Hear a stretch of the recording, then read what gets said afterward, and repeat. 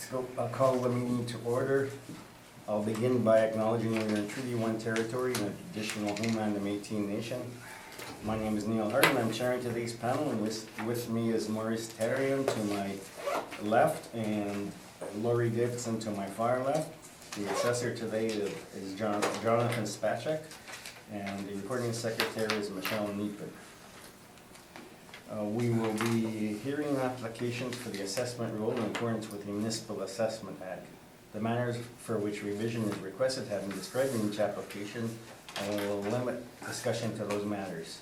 The statements that the applicants or the assessor make at this hearing are sworn testimony, and anyone speaking to the matters must be sworn in. Be advised a comparison of assessments of properties are not considered evidence of market value by the board. The board is appointed annually by council as independent of it in the city administration, and makes its decisions on the basis of the evidence at this hearing, and issues a written order that will be mailed to all parties as soon as possible. Please note that the board's decisions with respect to an application may be appealed to the Manitoba Municipal Board if the matter pertains to assessed value reclassification, or to the Court of King's Bench if the matter pertains to the application of exemptions from taxation. Should you wish to appeal, information how to do so will be included with the board's order. With respect to the hearing process, I will confirm the matters to be addressed with each applicant following swearing in. We will then have the assessor's testimony followed by questions the applicant may have, then the applicant's testimony followed by questions. Each side will have an opportunity to summarize if they wish. Once all the evidence about an application has been brought forward, the applicant may leave. The process will repeat for each item on the docket today. The session will close after all the applications have been heard, and the board will deliberate in private and make its decisions. You will receive the order by registered mail as soon as possible. As information, all public hearings are live streamed, recorded, and will be part of the public record. So can you swear them in, please?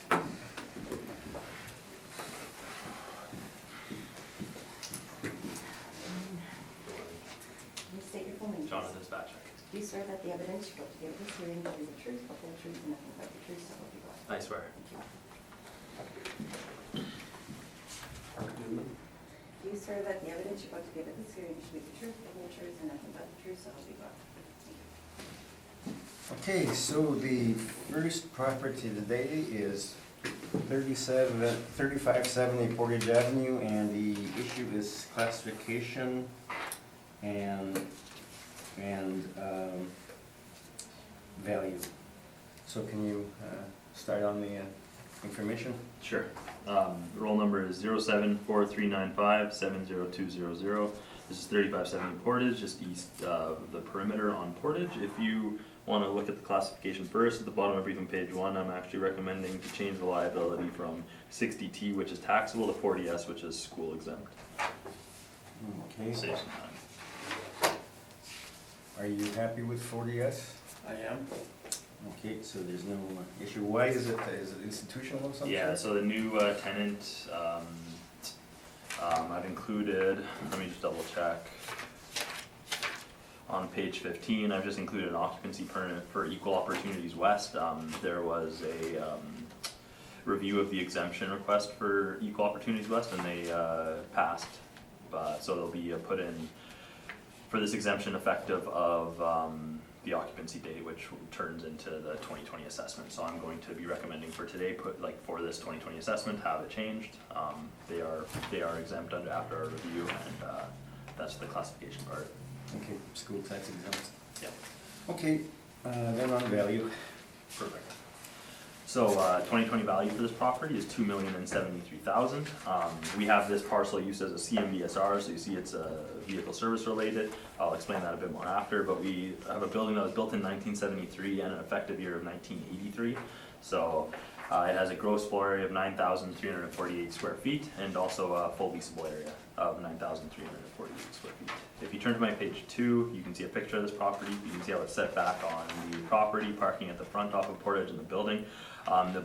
The building I took, you can see it's in between the new tenant going in and then the old tenant left. So as of the reference date, the tenant in there was Boyd Auto Body. It was their office. You can see it has 2 garage doors on it. So the most appropriate PUC or parcel use code at the time was VSG, and you'll see the only thing that really changes is the actual, slightly changes the parameters. So this new tenant going in, they had some interior alterations done. They had a 3-month fixturing period. It's that they had before their occupancy permit, but it's more of like this was Boyd's kind of office. They were using it as an office, from my understanding. It's more of an office than an actual, vehicle service garage you'd go get your tires changed at. But the new use is as an office, so you'll see I am defending our income stream as a VSG today, but you'll see it's, I'll explain it, it's not much different than an OFS. Like a standard office building has very similar parameters to the VSG, so I'll show you that, and the value itself made sense to me even as a VSG, and you'll see going forward. If you look at page 3 beside the pictures, there was a sale, the owner bought it in 2011 for $1,585,175. There was no sales questionnaire mailed in, so I did put no weight on the sales. I couldn't verify if it was actually arm's length or not. If you look at page 4, I've put some comparables together to defend the actual page 5, so you can see them both on the same page here. You'll see I included OFS and VSG. So OFS is just your standard suburban office, which is exactly what this is. It has 2 bay doors, like more of a garage style. And then I've included VSG just to show vehicle service garage rents as well. Page 5 is our actual income stream. So if you look at page 5 first, this is how the building is valued. We have an income stream with 9,348 square feet. We have a rent of $15.63. If you go down, we have a vacancy loss of 4%, and we have a shortfall of $450. Expenses at 2%, and an overall capitalization rate of 6.55. This is how you get that total value of $2,073,000. And just so you know, I did run it as an OFS just to see if there was any major changes that need to be made.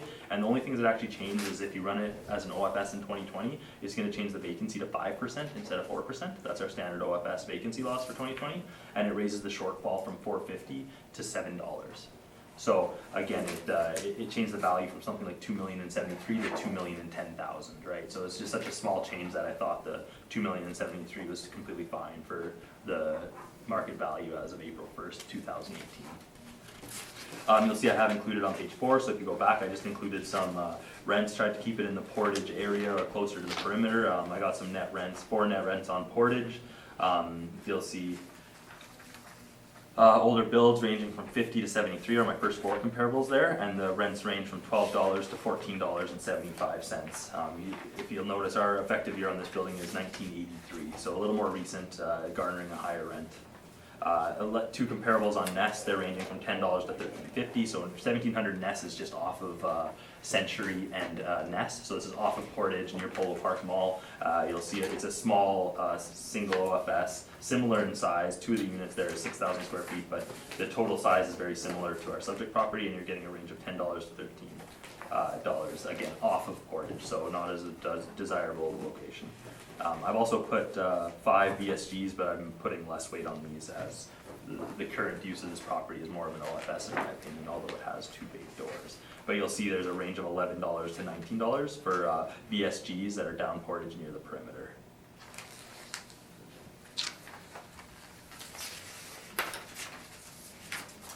Page 4 is just the income value summary again. You don't need to look at that. It's exactly the same as page 4.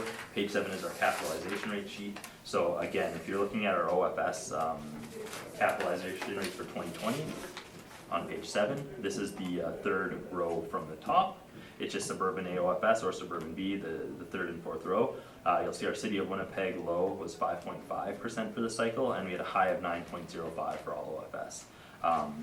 If you go to the next column over the city of Winnipeg row with the 20th and 80th percentile, that's just saying that if you take out the low outliers and the high outliers of the 20th percent on both sides, between 20 and 80%, you're going to get cap rates of 6.2 and 7.3 for OFSs this cycle. Our subject property using the VSG parameters at 6.55%, which if you're comparing it to an OFS, it's right in the middle of our range for OFSs this cycle. And there's also some third-party looks at OFS cap rates as well on that page. If you look at page 9, I've included the mailer for this property. So we have 9,368 square feet, and this is filled out by the owner, and this is representing this is when Boyd was in the building. So this is the actual income and expense mailer for their tenant from Boyd. So if you turn to page 11, you'll see that as of in 1999, the lease was started.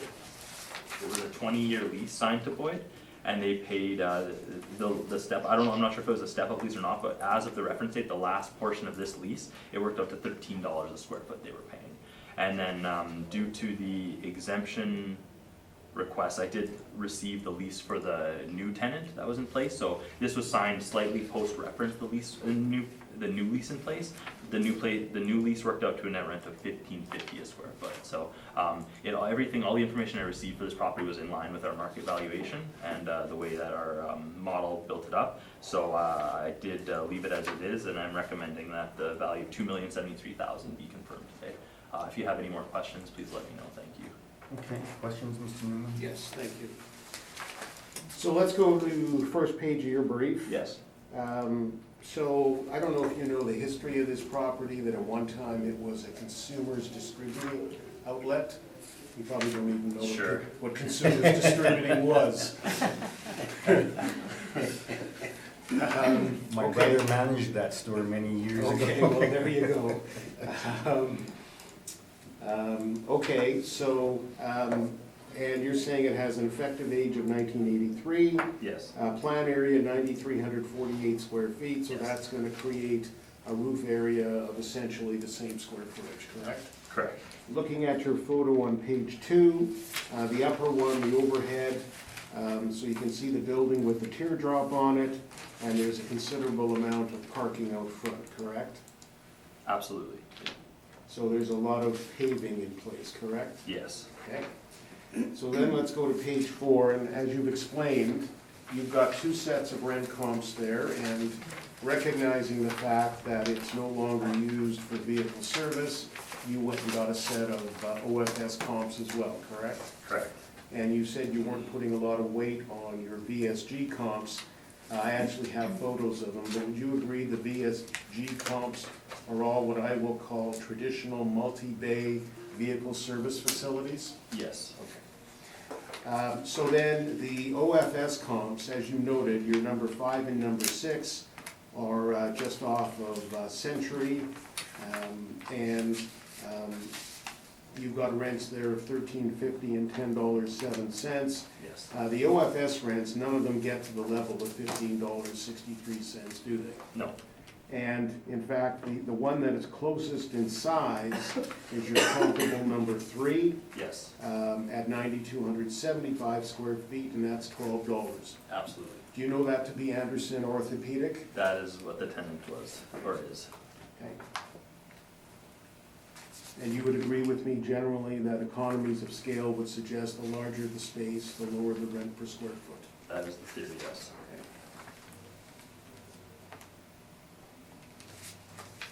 Then your page 5, so this is model driven, correct? Absolutely. And model driven as VSG, as you explained, Yes. but you've also explained that you also ran it as OFS. Yes. And you explained to us that what changed would be the vacancy to 5%, the shortfall to 7%. Yes. And that would result in a value of $2,010,000. Yes, keeping the same cap rate of 6.55, which I'm not sure if it would change slightly, but it was reasonable to me, so I kept it the same. So you actually didn't run a model for OFS? I didn't rerun this as this year of an OFS to see, I don't know if like the cap, it might slightly change, but it might stay the same, I'm not sure. And similarly, you did not substitute OFS rent in place of? No, I kept the same rent. Yeah, I just checked parameters, I compared it to the Okay. parameters.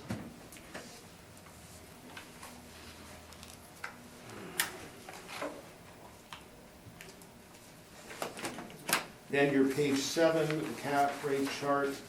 So you pointed us to the top section, the office section, Yes. and you pointed us to suburban A and suburban B. Yes. Do you know what makes up what's described as suburban A and suburban B? What the characteristics of Yeah, that just the type? quality. A suburban A is just a higher quality Right. suburban office. Okay.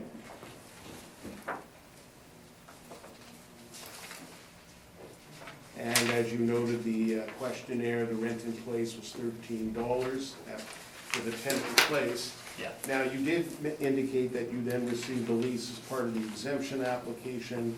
You noted it was post-reference. Yes. But you then also described to us the rent of $15.50. Yes. Did you notice anything else in that lease that would influence that lease rate? Nothing in particular. There's a 3-month fixturing period. The tenant was able to do their own upgrades. There was additional rent in place, and it listed all the additional rent that was covered, and then it just, all the additional rent that was covered showed it as, that this $15.50 was a net rent in my eyes. But that's, So- I didn't give it an in-depth, Okay. analysis. So, but as you've noted, so they had 3 months of free rent, Yes, correct? Both base and additional, I believe so. okay? Did you notice a $50,000 tenant improvement allowance? I did not. Okay. Did you notice an option to terminate the lease if this nonprofit organization loses their government funding? I'm sure that's in there. Okay. But you didn't notice No, I that, didn't you see said. that, no. Okay, those are my questions, thank you. Okay, Lori, any questions? I have no questions at this time. Maurice? Yeah, I was just looking at your comparables on page 4, and looking at the OFS. I see the lease on the third one was, because that's basically the same size, it was in 2015, Yep. and it's a 20-year lease. Now, any idea if there were step-ups in there on that lease? I do not know the format of that lease, sorry. You don't? I did not look, I don't have that lease, no. Okay. Okay, that was my only question, thank you. Okay, yeah, I was gonna ask about that one too, because it seems to be the best comparable, similar age, similar size, that sort of thing, but yeah, you said you have no more information on that lease. Okay, I have no more questions, so Mr. Newman, you can Thank you. proceed. So, I actually have photos of the assessor's comparables, just one set, but as the assessor conceded, his VSG comparables are what I would call traditional vehicle service, multi-bay types of facilities, and I'm happy to hand those up and just leave them with you. As the assessor has said, he's relying primarily on the OFS rents, so I won't make any more of that. So a couple of issues here. One is the question of what's the right rental rate, the other is the question of the non-recoverable expense, and then is the question of the capitalization rate. Let me deal with the rent. The assessor in his OFS comparables has brought forward a series of rents, and as has been noted, number 3, the 1818 Portage, which is Anderson Orthopedic, is in at $12 for a 9,275 square foot space. The average of those rents is $12.66 a square foot. I also, in my brief, have at the top of page 2 of the text of my brief, top of page 2, I've listed a series of office-related rents along Portage, and noting Westward Chiropractic for $14, Fat Panda Vape at $12.08, a bookstore at $14.82, Scott Fielding, the MLA, his office at $12, and then 1700 Portage, which is a large building now occupied by Herzing Vocational, right adjacent to the St. James Freeway. $11.20 is the actual rent, and the assessor's model put it at $13.16, classifying it as an OFS. So what I'm suggesting to you is that the rent of $15.63 being utilized is excessive. I know the assessor has pointed to the post-reference year events, leaving aside the issue of whether that should be relied upon. I can also indicate to you, having reviewed the lease, not only did the tenant receive 3 months free rent, both base and additional rent, the tenant also got $15,000, and the lease also has a clause that said, did I say 15? I meant $50,000.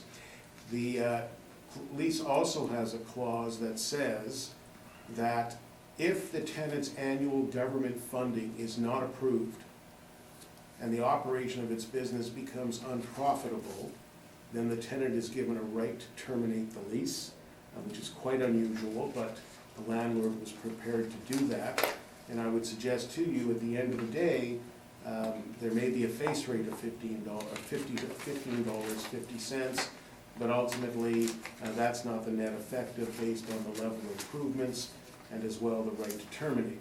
Having said that, it's post-reference, so we ought not to be relying upon it. The assessor's comparables, in my view, actually support a rent similar to what I'm going to suggest to you, as do my comparables at the top of page 2. And ultimately, I'm suggesting a rent of $13 a square foot, and I'll show you the calculation in a moment. I'm going to skip by the non-recoverable expense submission, and I'll deal with that briefly at the end. Let me deal with the capitalization rate. So 6.55%. If you go to my tab number 2, I show you the building at 1661 Portage Avenue, the Canadian Indemnity Building. This is a Class A suburban office building. What makes it a Class A suburban office building is the amenities in the building and what this building has, and I've been in it recently by coincidence. It's got a manned security desk in a large lobby. It's got 3 elevators. It's got significant parking at the rear. So the quality of those amenities turns it into a Class A building. And if you turn to go in about 4 pages, there's a handwritten number 10 in the lower right-hand corner. You can actually see photos of the lobby area on the left-hand side. Then there's an overhead of the building as well in terms of its location. Then if you go to what is numbered page 12 in the lower right-hand corner, this is a second building. This is a building on the corner of Wellington and King Edward. The Radisson Hotel, or the Hilton Hotel, actually is part of this complex. And I give you this building only because here's an example of a building where the owners are treating it. If you look at page 14, you can see a reference to the building class as Class B, and the difference between this building and 1661 Portage, again, is simply the quality of the amenities in the building. And I tell you all of this simply because the point to be made is that there is a comparison to be done between what is an A and what is a B building, which I suggest to you the subject is neither, and ultimately the effect that has on capitalization rates. If you go to my tab number 3, the second page in, that is the assessor's capitalization rate chart that he was just directing us to, and he directed us to suburban A and suburban B, and at the 20th and 80th percentiles, suggesting this would fall between 6.2 and 7.3, and this one was at 6.55, and therefore the assessor suggested it was right in the middle. I think right in the middle would actually be a little higher than 6.55, but leaving that aside, more importantly, as I said, I don't believe this is an A or a B suburban, and I think at the end of the day, the capitalization rates come higher. You can see the rates being reported by other brokers for B-class buildings, a low of 6.5 for Colliers, 7% for CBRE, and 6.75 for Cushman Wakefield, again, for Bs, which I suggest to you that the subject is not. So if we then jump to my tab 4, excuse me. My tab 4 is my workup of value. You can see that I've used $13. I've used the 5.5% vacancy. That's what I believe the OFS vacancy was. I've used the $7 shortfall, as the assessor had mentioned. I've used an additional 5% non-recoverable. I'll come back to that. That creates a net operating income of $103,000.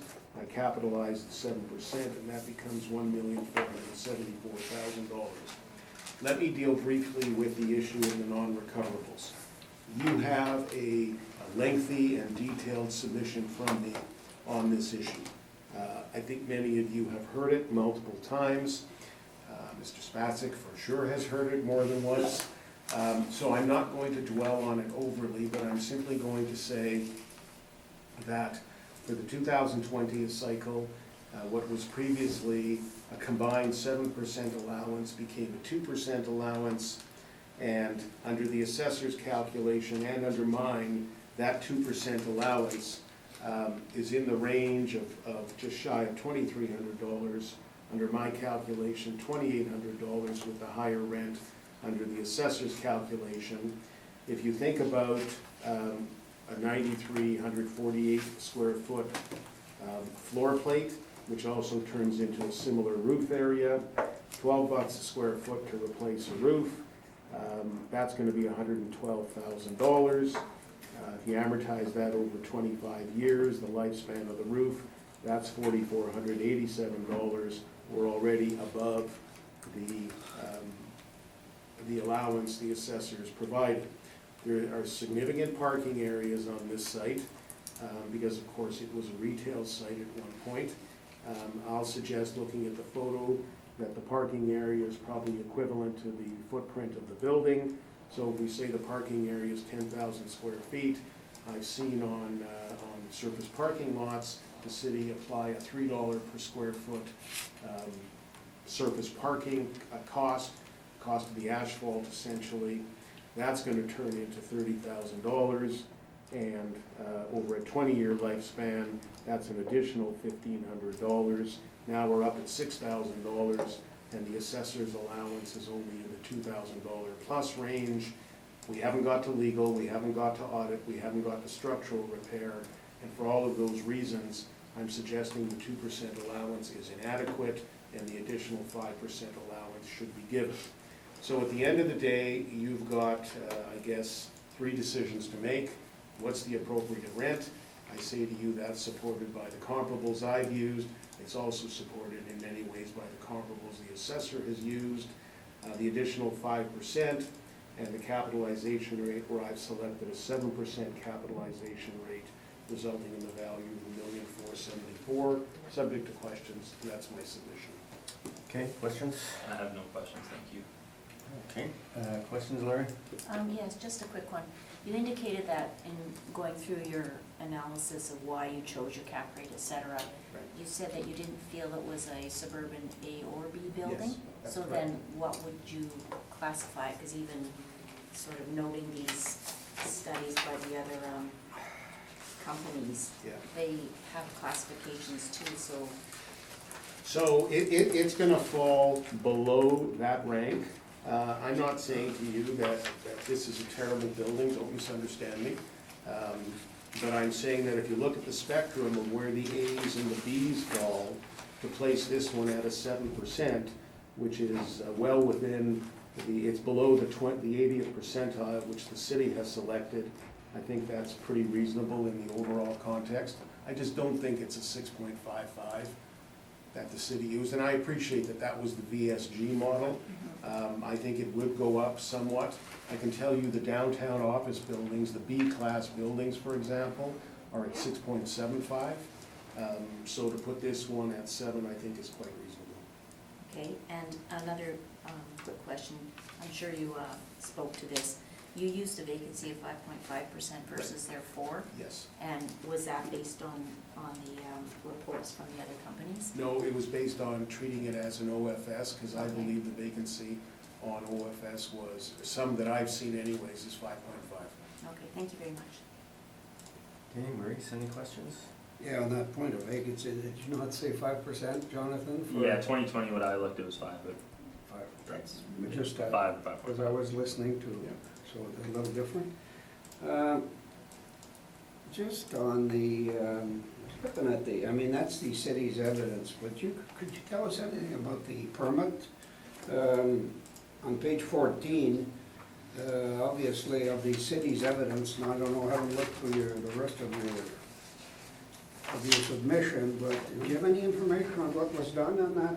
So it was primarily, if you look at the permit, Yeah, I read it, And so the description, yeah. interior alteration to include new partitions for new tenant. I know they put an additional washroom in, I know they did some demising walls, but it was primarily interior partitioning to make it usable for the purposes they needed. Have you inspected the place? I have not. You have not, okay. Okay, I think that's all I have, Mr. Chairman, thank you. Okay, and I have no questions on this, so that concludes this property. Thank you for your presentation. Thank you. Next property on our agenda is 918 McPhillips. There's nobody present here for it. Have you heard from me? No, I have not talked to this gentleman, I just put in evidence, I received no evidence to even talk to him about, so. Okay, well, we will hold it until the end then, in case the gentleman does show up. Now, we're awaiting the next, the agent for the next 5 properties, so we'll take a... Is Trevor doing his now? Is that? Is Trevor already doing one? Yeah, Oh, okay. one in the other room, yeah. Yeah. Next property is 1065 Salter. Does Trevor have to be sworn in again? I guess so, right? Yeah, it's a good area. It's the new area, yeah. Can you state your full name, please? Trevor Smith. Do you swear that the evidence you're about to give at this hearing should be the truth, the whole truth, nothing but the truth?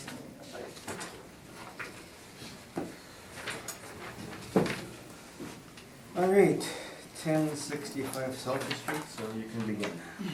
Thank you, Mr. Chair. We're looking at roll number 1103-0195-000. This is 1065 Salter Street. It's right in the corner of Salter and Partridge. As you can see on my page 2, I've included a couple pictures. We have a 2020 value of $358,000. This is a 1970s built, single-story building with an effective year of 1996.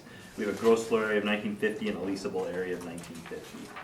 As you can see on my page 2 at the top, you can see the layout of the building, exactly where it is. We have a small single-story building, like retail counter office style with a we'll call it one car, like a wash bay at the back, one single bay door.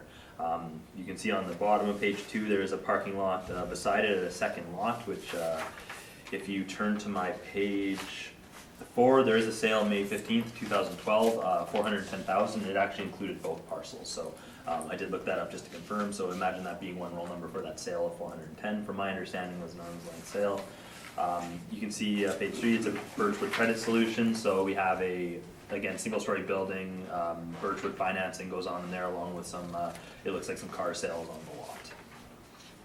The building itself, so we have it as a VCD or a vehicle car dealership, as it mainly does sell automobiles. We have a 1950 square foot building with $12.17. We have a vacancy loss of 2%, expenses 2%, shortfall $6, capitalization rate of 6.3%. This is a total value of $358,000 for this property. If you turn to my page 6, I have included some, I tried to go as local as I could with this property, so what I did was I took kind of a similar single-story buildings in the area, as this is, I don't want to say odd, but it's to find leases of car dealerships is pretty much non-existent, so what I've done is went to the closest kind of that retail, you walk into a building, has a you know, a front counter, has some room for offices, however small square footage, so I've taken the closest buildings with net rents that I could find, and I found 5 along Main Street, smaller. The first one is an OFS, so a single-story office, and the rest of them are like strip malls, like you know, similar space, you'd walk in with office space. So I found those were, in my eyes, the best comparables for a building like this. You can see I have a range of square footage from 600 square feet up to 4,000 square feet, and we have a rental range of $10 to $12.57 in the area. And just a reminder, our subject property is at $12.17. So again, the rent seemed fine to me using some close comparables. We actually don't have any cap rate evidence for car dealerships. They don't often sell in an arm's length fashion. We have no separate column for VCDs on our page 8, which is our capitalization rate sheet. Page 10 is the mailer sent in, and then this is a fully owner-occupied building, so we have no net rent to compare in it, but they have sent in the expenses and the square footage of this property. If you have any questions, that is my presentation, thank you. Okay, questions, Mr. Smith? Yes, just a couple. So this is fully model driven, is that Yes. the valuation? Okay. Do we know what I see the tenant classes, standard office, retail, industrial, do we know where those rents would be pulled from? Where standard C2 rents, I can't say for certain, but standard office, you know, imagine OFS's 1 to 3 story net rents. Right, so retail office type locations, similar to what you have in the lease comps. Yes. Okay. Looking at page number 6 then, just briefly, the comparable number 1 there, the 1240 Main Street, leased in 2017, that's fully built out as office space, is it not? Sure. Okay. And then, second building there, the 1560, that's the old Quinton's Cleaners right on Main Street that's been re-tenanted? Yes. Okay. The Jefferson property, that's a standard strip mall essentially, correct? Yes. The rest should be all standard strip malls. Okay, so with these, in relation to the location of the subject, the McGregor property would be the closest property, and that's a strip mall as well, correct? Yes. That's $10 Yes. a square foot, okay. It is. Just ever so quickly with regard to the expenses, the city has changed the model for the 2020 cycle. Yes. Do we know what expense categories are included in the overall 2% that the city is allowing in that 2%? I don't have those with me. Okay. And those are all of my questions, thank you. Okay, Maurice, any questions?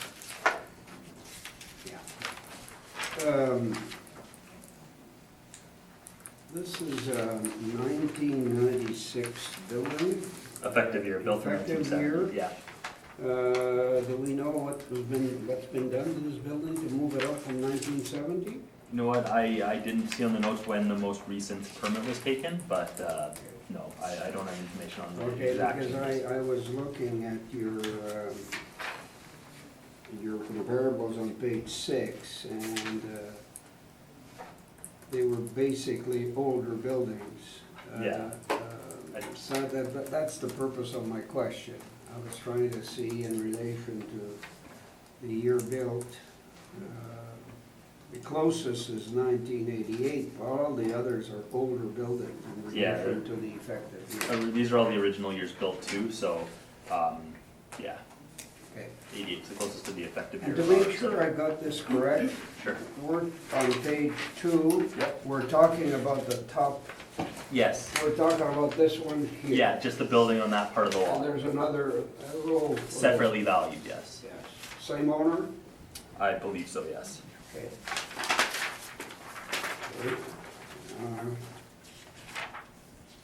Okay, that's all I had, Mr. Chairman, thank you.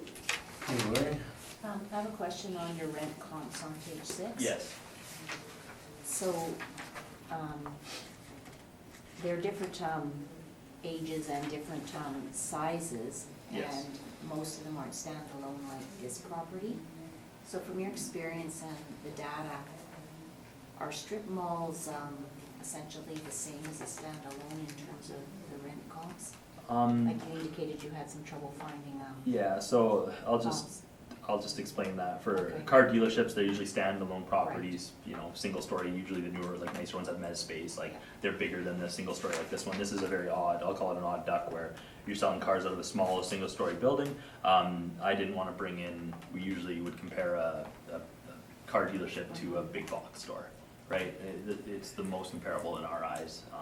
it wasn't the most comparable for me, so I just looked in the local market, and for me, a single-story building like this, it's most comparable, it's very comparable to a single-use strip mall location, or, you know, a standalone single-story office, which there aren't that many in this area with net rent, so that's why we're using strip malls as the main one. Is it the exact same rent as a standalone office? No, but I think within range of the $12 for similar space is the best I can find. So these comps then are not model picked, they're picked by you? Yeah, they're picked by me, yeah. The Okay. assessor picks the, yeah, All right, thank you very much. for sure. I got a question on the other property, adjacent property, then, the same owner used for the operation of the same business, typically we will deduct the value of if it's one economic unit, the value of the other lot from, Yeah, if there wasn't enough parking on this lot, you could be argued it's one economic unit, but, the car dealership uses the whole lot for the cars, it is separately valued, it's usually based on the requirement of the zoning, so if you have a building on Portage that has, outside of the downtown area, and it's, you know, it requires a certain amount of parking stalls, I'm assuming in this one, on that, there's enough parking on the one lot for this building, and the second one isn't required, and so it's a separate, okay. it's a separate, that's usually the difference that's usually one of the main points for the difference between an economic unit or not. Yeah, because I think just down the street at the Chrysler dealership there, we did deduct the cost for their storage. They were storing their cars from the value of the dealership as a whole. Again, from my understanding, it's not an issue with this one, but I haven't seen anything on it or in the past of it being, Okay. considered one economic unit. Okay, thank you. No problem. You can proceed, Mr. Smith. Okay, thank you. So we're dealing with 1065 Salter Street here. It's an older automotive dealership building, very small in relation to the norm in terms of automotive dealers. So it's essentially only potential reuse in the automotive sphere is either as a used car dealership, which it is, or you know, a service repair garage with an oversized office on the front, essentially.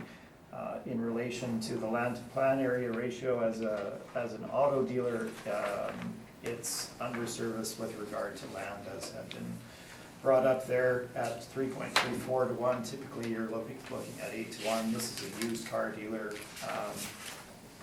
So they do tend to have a lot of cars that they need to display. They do have the adjacent lot that is valued separately, is not under appeal today, so that is where the majority of their car storage or service repair cars are located. So that does have an impact, certainly the size of the lot. Now, looking at the structure itself, built in 1970, if you look at the interiors, you can see that the front office area has been redone a little bit in somewhat recent times, so that's probably why you see the adjustment with regard to the age of the property. And then you have the service area at the back, which is very standard, obviously. Very small center for servicing cars. Now, location is critical, obviously, to value. You can see the site shown on page number 5 at the corner of Partridge and Salter, with Rila just to the north. I would direct you more so to my page number 6. The red arrow indicates the location of the subject property at that location. And if you see just to the west of it there's a blue bubble indicating where Max is. That's actually the location, and I didn't have this comp myself, but I think that's probably the best comparable perhaps that we have in terms of location. That's a little strip mall. That's 1031 McGregor, which is comparable number 9 that the city has, with a $10 rental rate at that location. Not on Rila. not near the big box retail node of McPhillips and Leela, not on Main Street, so not with the same amount of traffic. So quite comparable in that way. If you look at, location, this is on a secondary road, not a main strip, so it is going to be impacted as far as what type of tenants you can get and the amount that they would be willing to pay for a property such as this in this location. So let's move on to the valuation itself. I would point out, and I do apologize to Mr. Spashak that we didn't get time to talk about any of these properties ahead of time, which is unfortunate. We probably could have solved a few of them, I imagine, but given our time constraints on both sides, we didn't get that chance.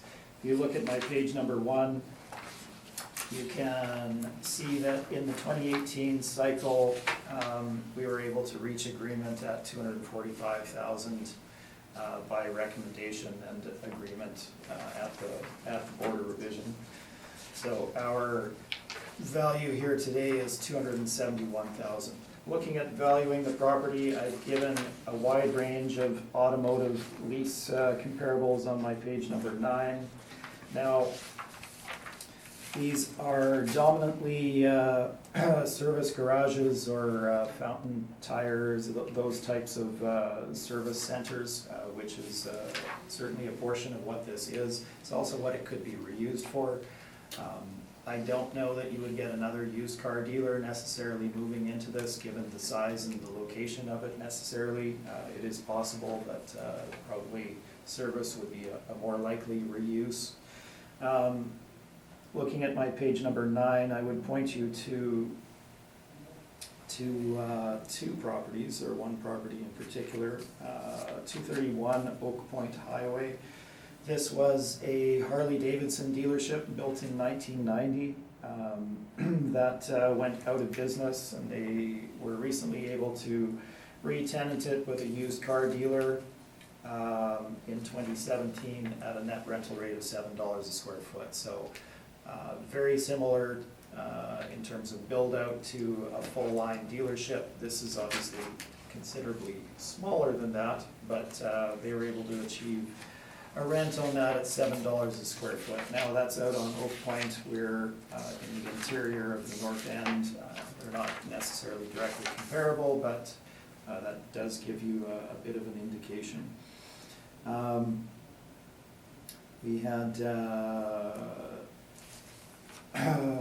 used car rent on Nairn at $9 a square foot back in 2013. That will have expired at this point.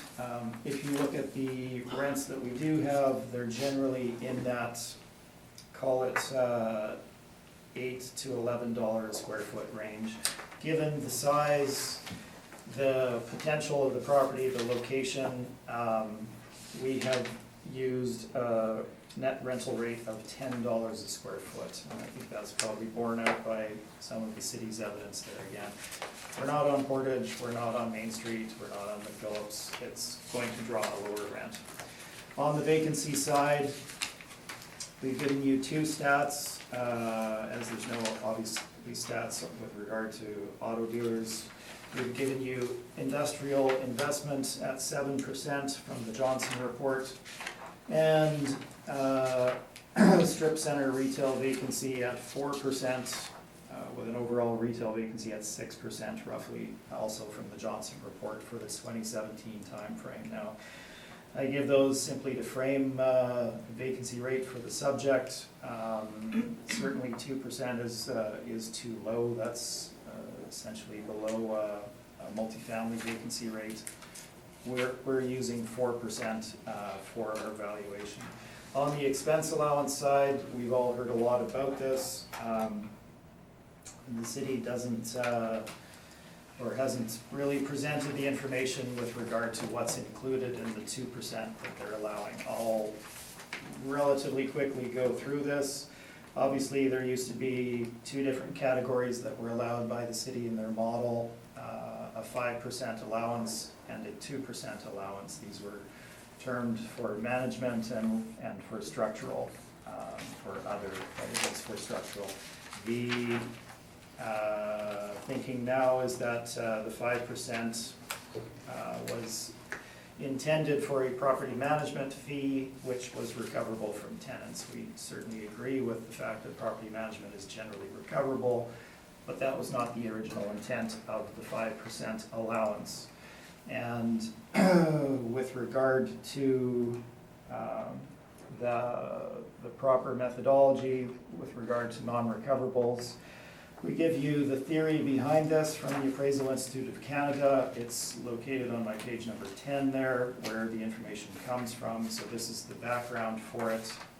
Proper calculation of net operating income, including deduction of operating expenses paid by the landlord. Now, nobody's in disagreement with that. It's what's included in that, those operating expenses paid by the landlord, not recoverable from the tenant. In your normal leasing, in your normal leases on the marketplace, there's a standard number of things that are recoverable from the tenant, typically property taxes and your normal operating expenses, including utilities, insurance, things of that nature. Outside of that, there are other expenses that are normal operating expenses for their property that you can't recover from a tenant, that are intended to be allowed for in the arrival of a fair net operating income. And these are costs borne by the owner, not chargeable back to the tenant. These include professional fees, legal and accounting. You're not going to get your tenant to pay for your legal or accounting fees for the property. Asset management, this is a tiny proportion of the market, which we won't delve into. Landlord work, which is bringing essentially the property up to a rentable standard after a tenant moves out. Not building out for the tenant, but bringing it up to a rentable state following a tenant leaving. Obviously, there's lots of things that are built-ins, et cetera, that are removed, so there's a certain amount of repair that has to happen. Leasing commissions, again, you're not going to get a tenant to pay for the leasing commissions for the landlord to put themselves into that space. That's simply a non-starter.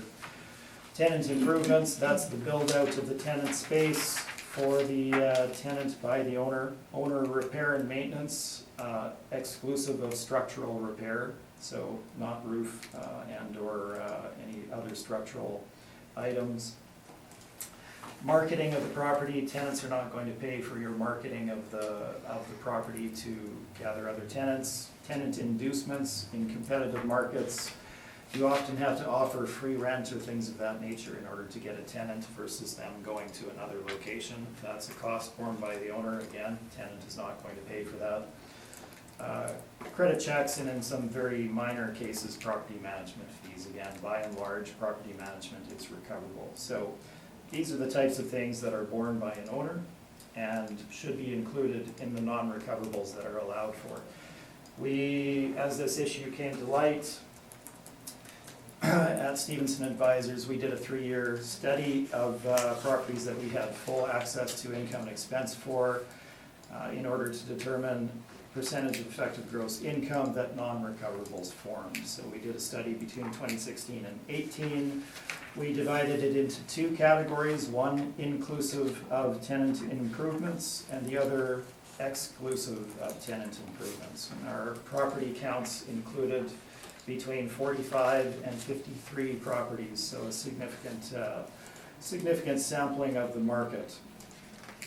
Our results are shown for you there. Overall, our 3-year averages, non-recoverable expenses exclusive of TI was 11.5%, inclusive of TI was 12.7%. So essentially what we're demonstrating here is that the non-recoverable allowance by the city overall is well below what is actually supported by the market on a very, quickly done, relatively small sample. Significant enough, but certainly covering enough of a sample size to give you a fair indication of what the real costs are. Now, we're not asking for an increase to that non-recoverable.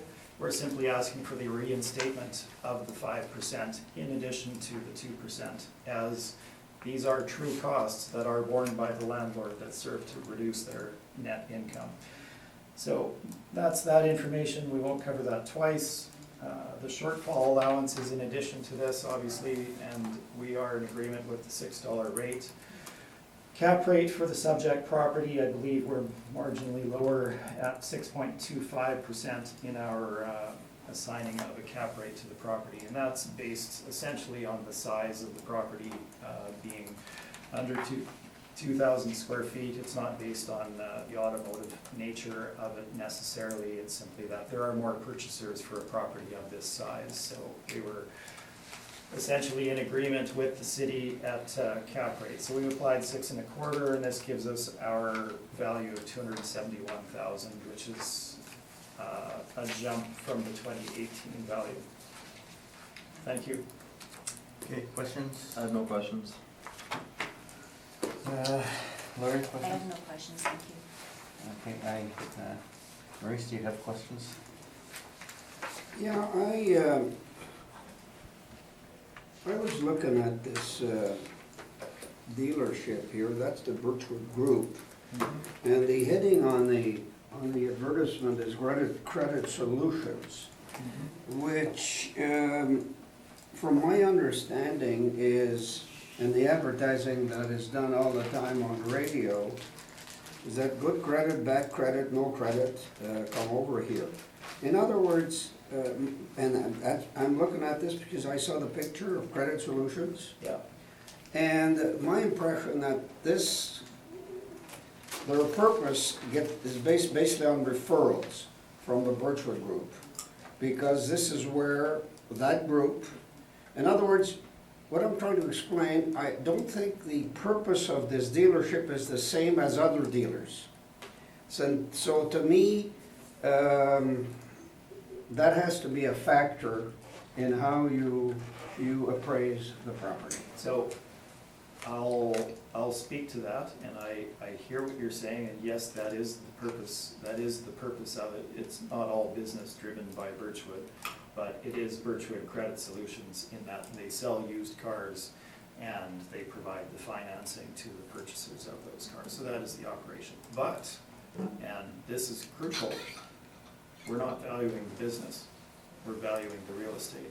It does not matter what Birchwood, how they operate their business there, or if they send people there necessarily. We're looking at a small 1,950 square foot older property built on the corner of Salter and Partridge, and what is the market value of that property? Not what is the business value to Birchwood, but what is the value of that property on the marketplace. So what would it rent for?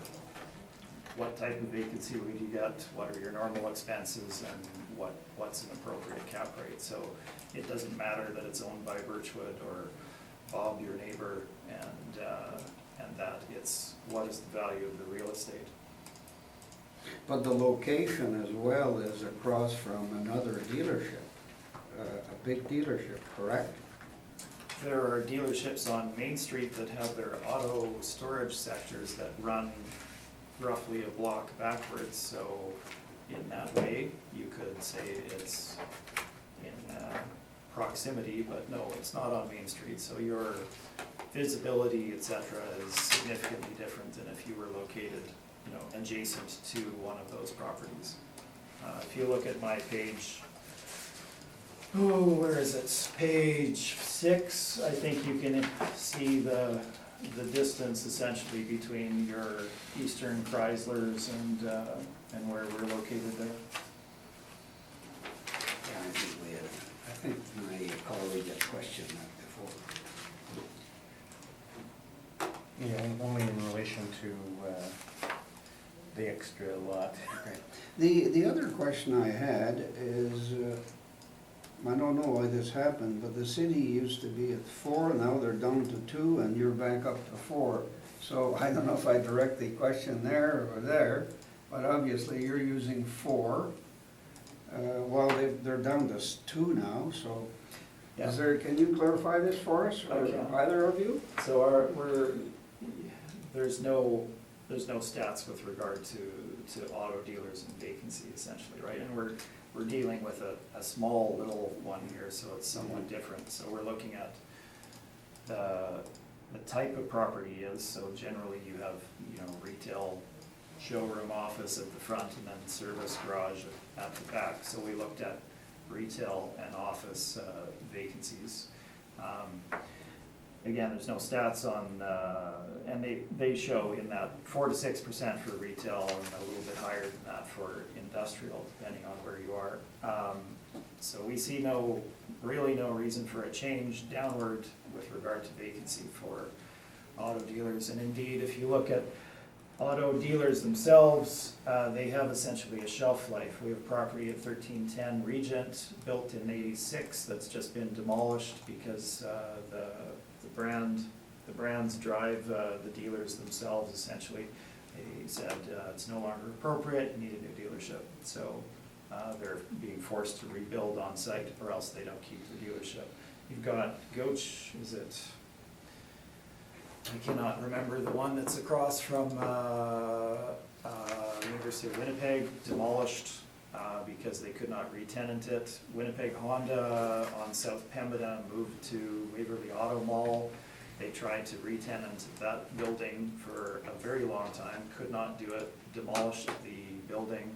The site remained vacant and now it's being redeveloped as a multifamily site after 10 plus years, I believe.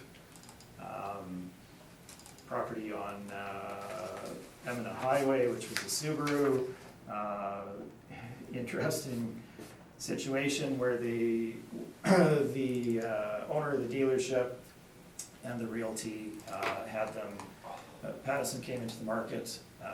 They needed to acquire dealerships, which you can't do, but you can lease the space and get the operating agreement. So they paid an above market rent, agreed to buy it after 3 years at an above market price, and always intended to move immediately to the Waverly Auto Mall, which they subsequently did. So their site is now vacant. It's being used as a leasing office for the adjacent multifamily development, after which point we'll see what happens with it, but it'll probably be redeveloped. Okay, thank you, Mr. Chairman. All right, and I have no questions that haven't been asked. So thank you for that. 3979 Portage. Oh, sorry, 3797 Portage. My dyslexia is flaring up.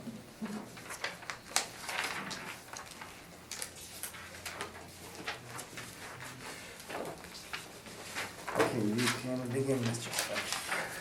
Thank you, Mr. Chair. For roll number 0720655200, this is 3797 Portage Avenue. This is located just east of the west perimeter on Portage Avenue. You can see there is an original 2020 value of $800,000 based on land. I am recommending to reduce the value to $559,000. If you turn to my page 5, it's just, I will be defending the income value for this property. So what happened was, if you turn to my page 2, you can see a picture of this lot, exactly how it is with the building on it. This has a land to plan area of 6.77. So the modeled land value of a property on Portage by that square footage works out to $800,000. This is above the income value, and in a lot of cases, I would defend the land value, saying the building is inadequate for the size of the lot. But this is a building built in 2001, used for car servicing, and it does require a little bit more space. So it's kind of in a gray area for me between that being too small of a building on a big lot. But I'm fine in this situation on using the income approach, even though it is less than the land value. So I believe the market value of this property is correct using the income approach on page 5. So I'll just explain a bit about the building. I'll actually ask if it's accepted first, because we've had instances lately where they listen and then accept. How do you feel about the recommendation, Trevor? Not quite in agreement. I am raising my value as well, so we'll be in closer proximity after having a quick hit. I'll go through here. Okay. Page 1, this is a 2,541 square foot vehicle service garage built in 2001. Has a 1997 leasable area. You can see on page 2 and 3 exactly how it's laid out, where it is in the lot off of Portage. It has 3 bay doors, one larger, and then the small retail area or service desk when you go in, which is very common in a vehicle service garage. This is, in my eyes, a very common vehicle service garage and a great location for one, right on Portage near Auto Mall. We have page 4. You can see the land sale in 2001 for $99,000, and you can see page 5. Is the actual income approach, which I am defending. So we have 1997 square foot at $16.25 a square foot. We were all the rest is our vehicle service garage parameters for the 2020 cycle, all model driven, 4% vacancy, 2% expenses, $450 shortfall, and 5.4% capitalization rate. So this is how you get the $559,000 total.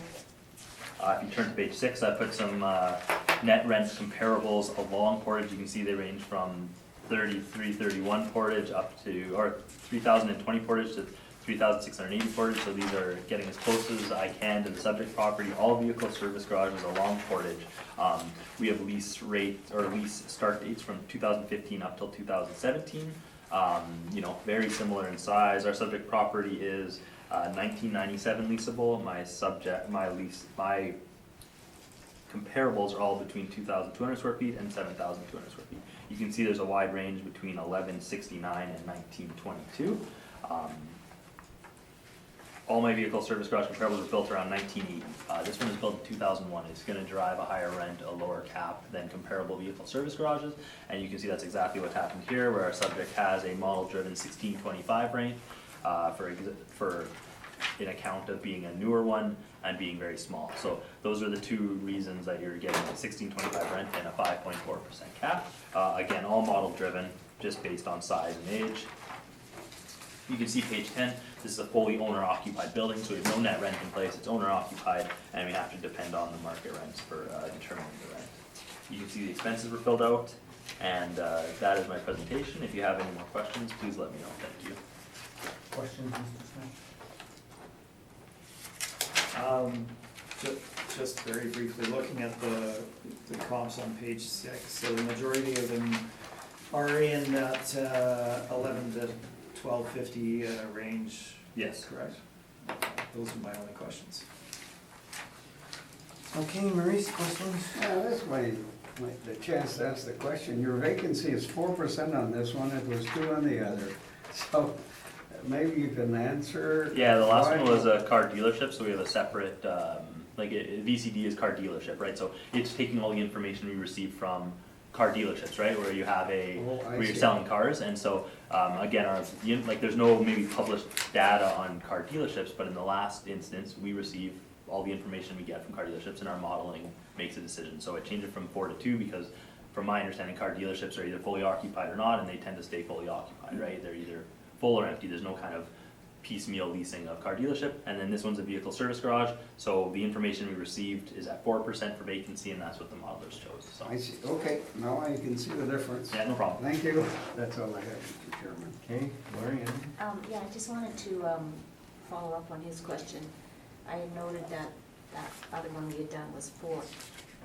In terms of, is it simply an arithmetic average that the model takes? Because would it be fair to say that most of the car dealerships are much bigger and newer than the one we saw on Sullivan? Yeah, for the last one, absolutely. So does that impact the vacancy rate?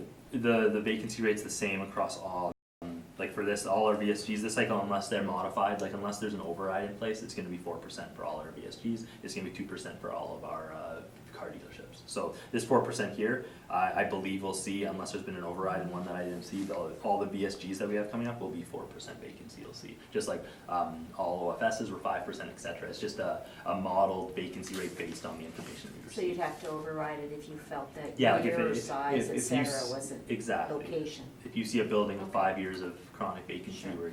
we're gonna adjust that. Okay, thank you. Okay, have any questions? Go ahead, I Mr. Smith. have one very quick follow-up question that I forgot to ask. The 5.4% cap rate. Yes. When I look at the chart on page 8, so that would fall at the very, very bottom end of retail cap rates Yes. on the strip, Yeah, and below all of the industrial ones, yes. more in line with multifamily almost. Yeah, you can see retail strip, like, the 5.4 is So that's the. considered a very similar building to this one, So a that's small 2001 building. yeah. Okay, so it would be largely age.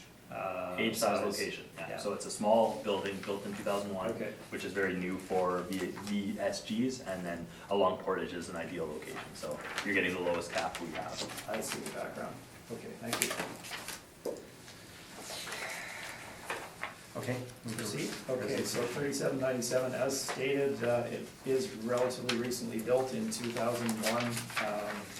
And yes, it's located on Portage Avenue. However, I'd get you to flip to my page number 6. And the aerial, it's 3797 Portage Avenue, so it's out near the perimeter there. So you're getting towards the very end of Portage. Your service area is not, you know, if you were over by, say, is it Sturgeon, or the right-hand side of the aerial there, you've got a lot more drive-by traffic, essentially, a lot more potential customers versus as you're heading towards downtown versus driving westwards on Portage. It's just not as ideal a location. Now, to start with, I will say that I am adjusting my valuation to $405,000 based on re-examining the rental rate that I would apply to this. Now,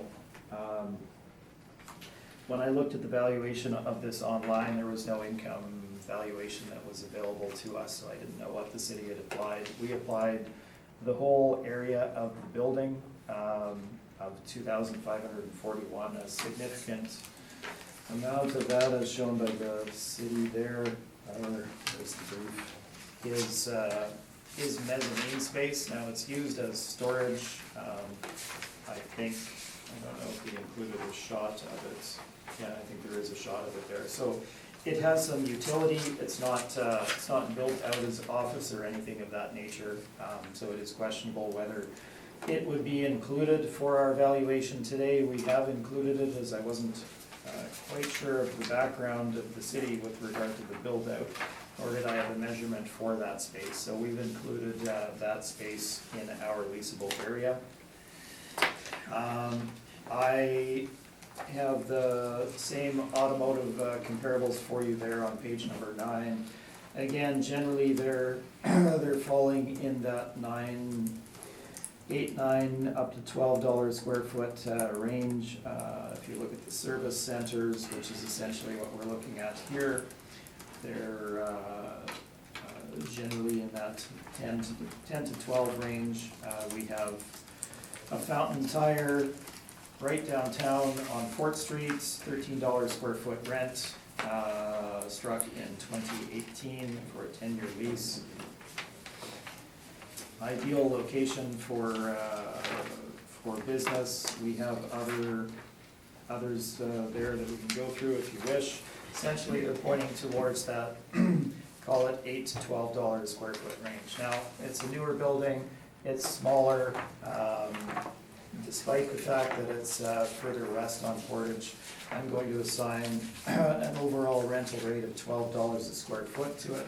Again, we've included the mezzanine in our valuation. Whether we should or not is somewhat debatable. If you look at the bottom of my page number 4, it gives you a shot of the mezzanine. So there is no build out here. It's open to the bottom,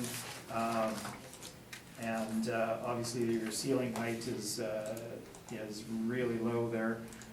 You have the roof structure essentially impeding on any ability to use that.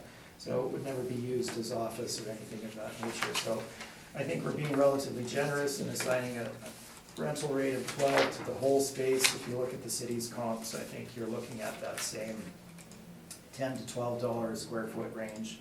We're going to use 12. in valuing the property, you can, you can, look at the property in two ways. You can, assign a vacancy rate and, kind of the standard, capitalization rate for that type of property with no additional allowance for vacancy. Or, pardon me, or you can apply no vacancy to the property and include a slight increase to the capitalization rate representative of the vacancy risk. So the subject property is relatively new, relatively small, it is owner occupied. I did not apply a vacancy rate, we've applied a slight increase to the capitalization rate that we've assigned to the property. Again, if we look at the cap rates on page 13, we have retail and industrial caps. You're not going to find automotive caps, as generally they are owner occupied. We have been unable to determine any true arm's length caps on the market.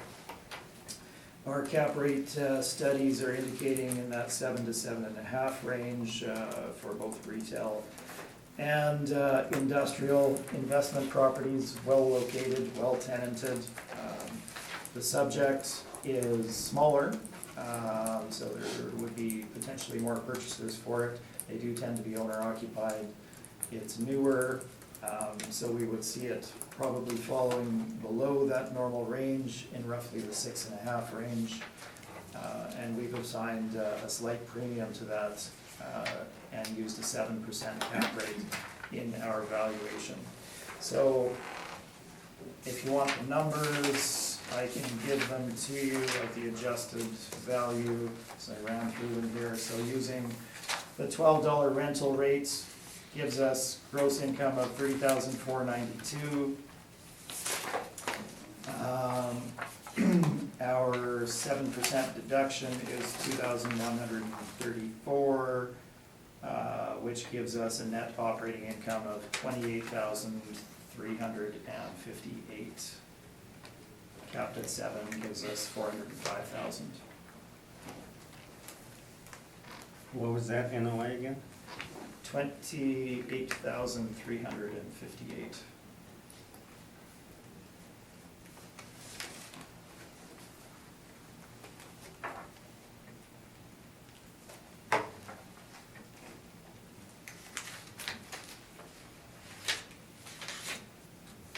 So when you look at the fact that we've included that mezz space as fully leasable, which is probably not, our $12 would skew upwards from there. I don't believe you would achieve more than that, and I think the market points towards that. That's my presentation, thank you. Questions? I have no questions, Mr. Chair. Lori, any questions? I have no questions, thank you. Maurice? Yeah, I was just looking at the cap rate. You've got 7. You did throw out 6.5 with the premium of 1/2. What is the premium for? Well, as I noted when I was explaining the valuation model, you can address vacancy in 2 different ways. Okay, that's right. So I essentially taken out the vacancy, which also removes any shortfall amount as an expense. And you attribute that to the selection of the cap rate. You apply a slight premium to it. So we're looking at roughly 6.5 based on the size and the age, etc. Plus the premium. And if you look at the investment sales, they're in and around that 7 to 7.5 range. Okay. I just wanted to go to your, I think it's an addendum on your Q1 2018 cap rates. And I know there's nothing for this type of property, but if I look at the, I'll call it your page 7 at the bottom, and your addendum here, Yeah. Okay, you got this, Jonathan? Or you don't It's want- there, yeah. Yeah, it's there. Well, no, I'm just trying to make sure we're all following the same thing. So I'm looking at, well, looking at retail, and we talked about multifamily, but if I look at the industrial single tenant, it seems to be a 6.5 to 7.25. And then you can see the retail regional, 6 to 6.5. Would this not have any, it's part of your evidence, I'm trying to see how relevant it is to what we're looking at? Sure, so this is background information essentially. It's in the city's brief as well, included on their cap rate page. It's the same info. Okay. So just in relation to the two that you pointed out there, Yeah. broadly speaking, we're talking about investment grade properties here. So tenant properties that are investment properties trading based on their net income. So they would have a tenant, not an owner occupier.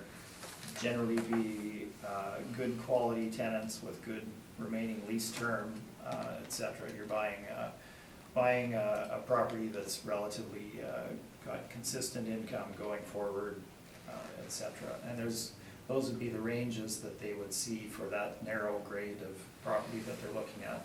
Single tenant A for industrial and multi-tenant B, they're showing as roughly the same, 6.5 to 7.25. I won't talk about the premium that Colliers doesn't, that applies to them. Retail, you had looked only at the regional power centers. Well, I didn't know where to look, Yeah, because fair there's no enough. such thing. There's a lot of numbers there, I get Yeah, it. The community, adjacent to that, 6 to 6.75, and then strip mall, which is your more common and probably more applicable to the subject, Yeah, 6 to okay. 6.75. Okay. Okay, I'm just trying to get a better Yeah, handle. fair Okay, enough. thank you. You're welcome. All right, I have no questions. So, thank you for that.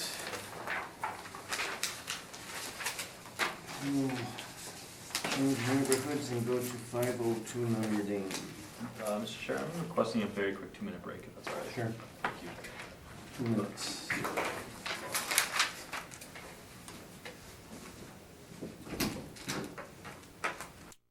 Five oh two Notre Dame. Thank you, Mr. Chair.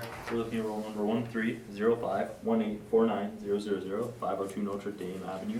This is pretty much the corner of Notre Dame and Balmoral, or Isabella. It turns right into, it's where the two streets meet. You can see my picture on the aerial photo of page 2 to see exactly the layout of this auto body. I've included some more pictures, but we have a piece built in two pieces. We have the original portion built in 1951 and with a 2006 addition. These give two effective years, 1973 for the original piece and 1979 for the new one. So it's a blended effective year to represent the quality of the building with the two pieces built at separate times. We have a gross floor area of 6,031 square feet, a leasable area of 5,652. You can see my pictures on page 2. You can see the layout of this building. It has 3 bay doors right at the back of it, along the back lane there. You can see a standard VSG. We have a income approach on page 5 showing exactly how it's valued. We have 5,652 square feet across the whole building at $12.77. We have 4% vacancy loss, 2% expenses, 450 shortfall, and a 7.15% capitalization rate. So you can see that total works out to $935,000. Again, page 6, I put together kind of a standard VSG comparable list. I've tried to keep off the big chain names of vehicle service garages and kept it more to similar types of this one, more of an owner-occupied, older VSGs. As you can see, my effective year, or my actual years on these are built from, as early as 1926 up until the 80s. You can see we have very close comparable on comparable 4, 999 William, 6,200 square feet at 1063, and we have a range of, again, off the beaten path comparables. You can see like 75 Stadacona is comparable 6, it's at $10.04. 1926 build, 2,750 square feet. You can see, again, ranging from as low as $9 and $8 out on Dugald Road up until a high of around that 13 to 1324 range. So our actual subject property is at 1277. Again, right in range of the comparables I brought in. I won't go over the capitalization rate sheet again, as I've already spoken about it, but you can see on page 10 and 11, the income expense mailer was filled out. Again, we have a situation where it's another owner occupied, where we have to depend on market rents to determine the rent, and they have filled out their expenses to show, and they have included some sort of book rent, which I did not take into account. And I've just included my addenda going forward. If you have any more questions, that is my presentation. Thank you. Questions, Trevor? Yeah, well, just very few here, just looking at page number 6 in the lease comps, so most of these are on main thoroughfares, McPhillips, Pembina, Portage, et cetera. About half, yeah, a little over half of them, yeah. Okay. The 2645 Pembina, I believe that's located right at the corner of Pembina and Bison, is that correct? Which one's for 24? The 2645, is that? Oh, yeah, is yeah, that not exactly, right at the yeah. corner? Okay. So that's at $13. The 1429 Henderson, that would be the Fountain Tire that's located adjacent to the Sobeys anchored strip center, would it? Yes. And 721 Watt Street, when I looked at that, is it a Domo gas station? It has a Domo gas pump, a little Okay. little 2-unit pump on it, Oh, but there's that's a service separate garage lease. there. It's right at the corner of Kimberly and Watt. Okay, but there's a service garage there too? is Yes, it? and that's the Okay. service garage rent, I and see. then there's an actual Domo gas pump with a separate rent, with the 5090s for the auto body. Separate rent, okay. All right, those are my only questions, thank you. Okay, Maurice, I saw you calculating away there, you got any questions? No, I'm okay. I think I know what I'm doing. Well, I think I do. Hey, Larry, any questions? I have no questions, thanks. Thank you. Okay, no questions, so you can proceed. Okay. So, 502 Notre Dame, interesting property. It is a automotive repair center, auto body collision and glass repair center. Original building built in 51 with a more recent addition in 2006. So you've got an older section and a newer section, the older being obviously the frontage on Notre Dame with the rear addition in 2006 to that property. Now, it is located, and location is everything, of course, fronting right on Notre Dame, just to the east of Isabel, I guess it would be at that point.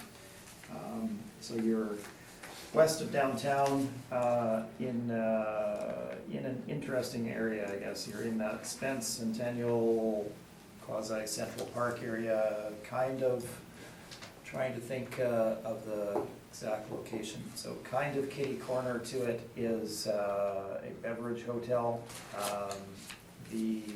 My brief doesn't show it brilliantly, but I know these owners from past work. If you look at the city's brief and page number 2 with the subject photograph at the top of that page, you go south of the subject there, so towards the bottom of the picture, they have a car lot across the rear lane, which is theirs on a separate roll number, and then you have some vacant lots, 2 vacant lots. Those vacant lots were formerly a house or 2 houses, and it was a drug distribution house essentially. They had innumerable calls of the police going to that center, and so ultimately that, I believe they either had a fire or in order to demolish the house, it's gone now after many, many years. That that being said, the area hasn't changed, and that still remains a significant issue. So that area is critical to valuation. It depends, determines your ability to draw tenants to a site, the ability to draw a purchaser to the site, and what they would either rent or pay for a property as well. So that is a significant factor. So looking at the property itself, we have a couple of photos. You can see the interior of the front office area on page number 3, and it's built out. It's somewhat dated, hard to see from the photos, but that's the interior. 3 bay doors at the back, your standard service area at the rear of the building. While it's newer, it does the exact same service as one would see in other locations. Overall, we're looking at a leasable area of 5,652 square feet. Now, let's move on to evaluation. We have our same automotive comps for you. Yes, it's located close to downtown. That doesn't necessarily translate into a great degree of increased business. It can. Obviously, there's cars throughout the city, but people do often tend to go with larger collision centers as well in getting their work done. In any case, our comparables are shown on page 10. They tend to point towards that. Again, call it $9 to $12 a square foot rental rate range. If we look at the city's comps, I would probably take out the high one on Pembina Highway at $13, given the location. The 1429 Henderson at $13.24 is in a very strong retail area, would drive rental rates higher as well. So I think the evidence is kind of pointing towards that general range. We've gone towards the higher end at $11 a square foot in the rental rate that we've applied to it. On the vacancy side, I think we're similar. Again, I looked at the stats. That's the stats here. I applied a 5% vacancy rate. I wouldn't be opposed to using the 4% that the city has in relation to the subject. It's in keeping with our other ones. On the expense allowance side, we've gone through this. We're using the overall 7% allowance, inclusive of the 5% non-recoverable and the 2% for structural. Shortfall at $450, and for capitalization rate, our information remains the same. You're looking at automotive use in somewhat substandard location with regard to traffic flow, access. There's street front parking, but very little, if any, on-site customer access for the site. Our investment grade properties in the 2 ranges that we're looking at are in that 7 to 7.5% range. The area that this is located within is going to drive a premium on cap rates from investors or owner occupiers if they're buying it on a square foot basis. So we've applied 7.5%, essentially at the upper end of that cap rate range that we're showing, to arrive at our value of $715,000. And that is my presentation. Thank you. Questions? I have no question on this one, thank you. Lori, any I questions? have no questions, thank you. Maurice? No, I'm fine, thank you. Okay, I'm fine as well, so thank you for that.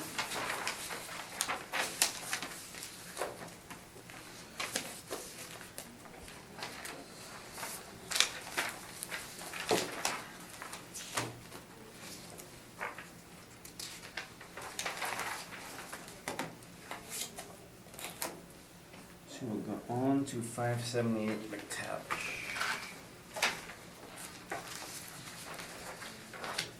proceed. I do have a handout for this one, Mr. Chair, for a recommendation. Okay.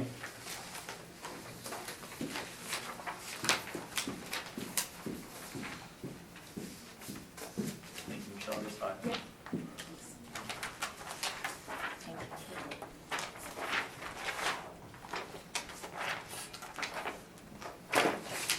Thank you. Thank you. Quite a revision. Pardon? Quite a revision. Yeah.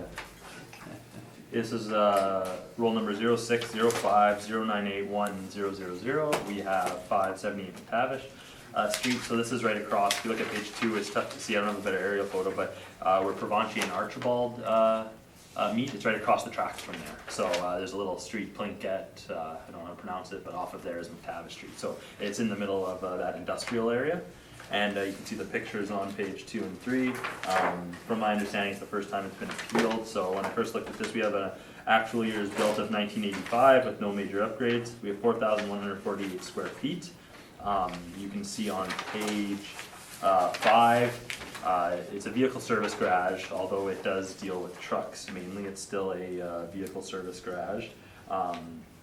4,148 square feet, originally at 1,505. We have a 4% vacancy loss, 2% expenses, 450 shortfall, and a 5.5% cap rate. So that kind of carried over as the VSG characteristics, which it is a VSG, but I think what this work up here is showing more of a main street, you know, Boyd, Fountain Tire, Muffler Midas, you know, like more of a main street VSG. So I did look at rents.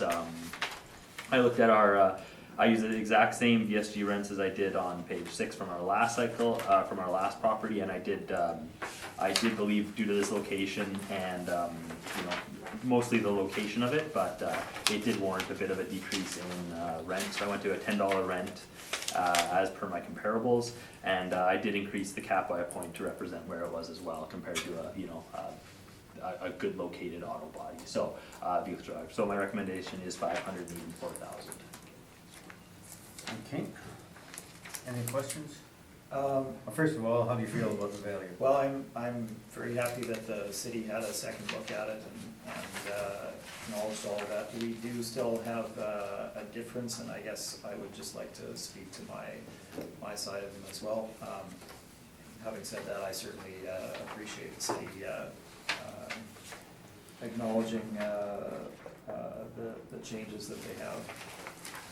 Yeah, so I just a couple more things just to point out, if that's Alright. okay, just very quickly. I just wanted to show on this one, another thing I look at is if you look at the picture on page 2, you will notice this property has a land to plan ratio of 23.63 to 1. So it has, you know, 23 times more size of the building, the land than the building. So there is a ton of land on here that is, it would be a low land value, but I would just ask that $10 rent's including a lot of extra space on this lot. So it's a very small building, and the owner does own the lot behind it that has a connection to the other street. That is a separate roll number, I believe, to be heard, but I just wanted to point that out about the property. So make sure you're looking at that land size when you're looking at that total market value, and that's everything. Thank you. Okay. Now, questions? I have no questions now. Okay, Lori, any questions? I just have a question on page 4 on the subject sale history. Yes. Could you maybe just go over that?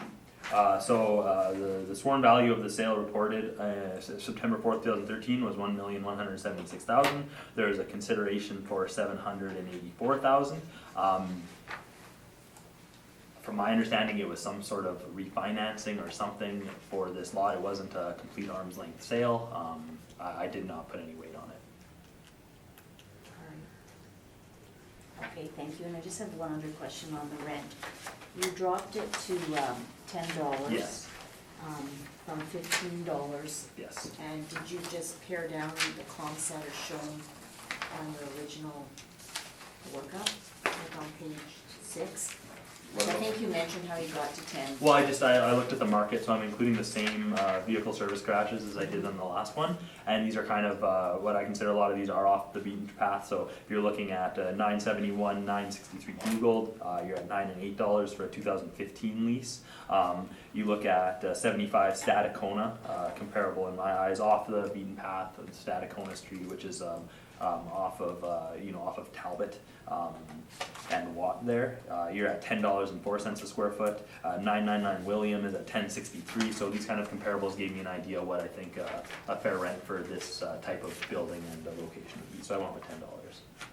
Yeah, because just maybe it looks more like these rent comparables support the 10 you change it to than the initial 15. What do you mean? When you changed your rent to $10. I did, yes. Yes, but these rent comparables were originally supporting. No, I put them in with this, but Oh, I see. when I made this brief, I made the recommendation. Okay, all right. Yeah. So these actually apply to this. Yeah, I didn't Okay, put it on you here. match. I see what Yeah. you mean. Yeah, like when I put these in, I still have to look at the rent. I can't just put them in and, like, I can't defend a $15 rent with these, right? No, I It got doesn't it. make sense to me. Yeah. Yeah, they're the so that's why I bullets made a are matched. recommendation. Okay, Yeah. thank you. Marie, question? Yeah, well, I have the same question on the sale, so thank you, my colleague. Pretty big chunk of land here, over 2 acres. Yeah. I think going forward, this one needs to be looked at. I'm not asking for anything today, but there is extra land here. How much with the railway track and the entrance needs to be determined, but again, today I'm just defending my recommendation. And you don't know if there's any contamination on this piece of property? I have no idea about the Oh, quality of no the idea, land. eh? No. Okay, that's all, thank you, Mr. Chairman. Okay, thank you. So you can proceed. Okay, thank you. Again, I'd just like to acknowledge the city having a second look at it, and certainly appreciate that. We do have some evidence that I think is particularly appropriate to this one, which is why I want to proceed. Background on the sale is, I don't have full information on it. I can tell you that the owner has owned the property for a significant amount of time, so well before 2013, so I believe that what the city had stated there is probably the case with regard to refinancing. I don't know, I think there may have been a buyout of one brother from another brother in the family with regard to the business and the property. So it's not an arm's length transaction, is basically my understanding. It is a family-owned business, and there was more than one party involved, so there was some internal transaction there. That's the limit of my knowledge with regard to the sale for you. Looking at the subject property, as stated, it's in that heavy industrial area of St. Boniface. My page number 7 shows it well in terms of the location in relation to the rest of that area. It is M3 zoned. Among all other M3 zoned properties, again, very heavy industrial. The particular property itself is used for heavy truck repair. Construction trucks, larger trucks are brought here for repair on the subject site and then stored on site. As you can see, they've got the trucks stored. If you look at my page number 6 in the site aerial itself, the building fronting on McTavish, you can see the trucks that they're working on stored throughout the site, so they're making use of the site. With regard to the size of the site, yes, it's 2.1 acres in size. If you look at the layout of it, if you were to draw a straight line back from McTavish, from that corner frontage at the bottom, I guess the southern part, and draw it right across, that would significantly reduce the area for the subject if you made it a rectangle or 2 rectangles. Now, that southern rectangle, and we're on one title here, so we're appraising it, or valuing it as one site. It doesn't have access from the front. It could not get access from the front other than through the northern part of the site, as you have a active rail line running around the property, as you can see. So you could only get access through getting an easement through the northern part of the site if one were to subdivide it. It's essentially not subdividable in order to sell off this portion of the lot. It is there, it is more land than one would typically have for a building of this size, but the site is fully utilized by the owner as it is, so I think the value there is somewhat nominal. In terms of the building itself, heavy industrial use, you can see the photos beginning on page 2. It's a very basic building, small office area. The majority of it is the repair shop at the back. You know, your standard Butler style steel building with the overhead doors on the south side of it. With regard to the site itself, on page 6, they do have a flooding issue at the rear of their property in the spring. In many years, that rear portion of the site becomes unusable for a portion of time until it dries up due to spring flooding. That's certainly has an impact on their use of that land as well. So let's move on to the valuation. What I wanted to point out with regard to our valuation here is that we're looking at, we try to get properties from the immediate area or of a similar use as possible. Our 1026 Logan property renting at $720 a square foot, over 5 years from 2014. Low ceiling height, zoned M3. You have M3 zone property on Dublin. More traditional multi-tenant, multi-bay warehouse type property, $675 a square foot, higher use, better location than the subject at $675.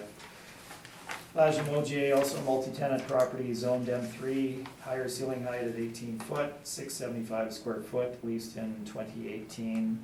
That would be, again, it's a more standard multi-tenant facility. What I would strongly point you towards would be our properties on Oak Point. These are also truck repair centers, truck repair leases. These are arm's length leases. We have 251 Oak Point 2017 lease for a little over 6,000 square feet at 6 1/4, 18-foot ceiling height, built in 78, M3 zoned. 261 Oak Point and 271 Oak Point, $5 and $6.25 a square foot, leased in 2018. And 2017 for 4,500 and 1,250 square feet, 18-foot ceiling height, both truck repaired. So they're in that $625, $650 range. We're looking at other M3 zoned properties of a similar size to the subject, many more recently built or similarly built, time frame in that $650, $675, $7 square foot range. Other M3 property on Turin, multi-tenant property in the $5, $5.50 a square foot range. So looking at the subject property, we've assigned $6.75 a square foot. I feel we're certainly on the upper end of the range at that level, both in terms of M3 zone property in the area and the specific use of truck repair, very, very similar buildings on Oak Point Highway. So we're using $6.75 based on the market evidence. The remainder of our brief can be summarized on page 14. I won't go through it in detail. We've assigned a 4% vacancy, 7% expense and shortfall, and we've used a capitalization rate of 7%. Generally, this would be viewed as an industrial property. It's a M3 zoned heavy industrial property in Old St. Boniface. There's not a lot of investment sales occurring in this area. It's generally owner occupiers, owner users, heavily used properties, generally fairly worn, etc. Not a lot of draw in that area. We've used 7% based on that evidence. We're essentially at the low end of the industrial scale at 7%.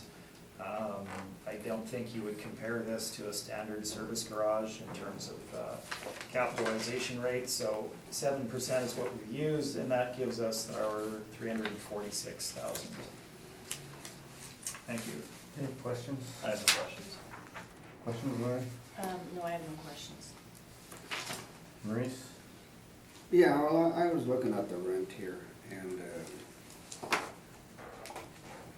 when I'm looking at the, I know that we're doing this on the building, but there's quite a chunk of land here, and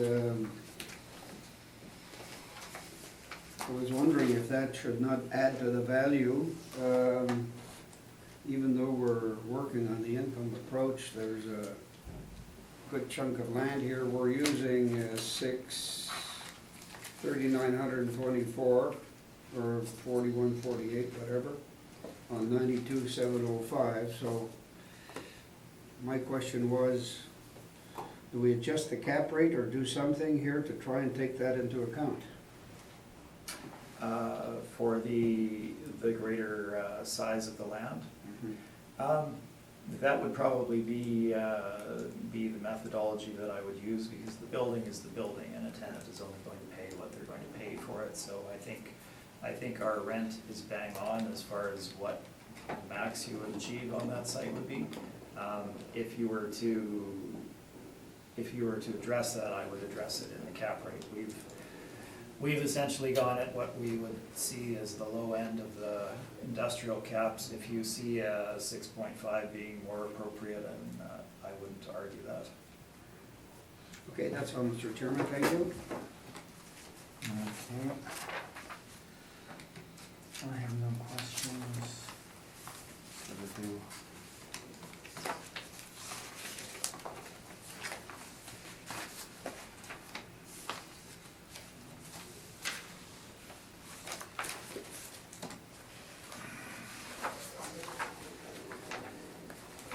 Thank you, and last property is 180 Park Lane, I believe. Thank you, Mr. Chair. We're looking at roll number 070916971100. This is 180 Park Lane Avenue.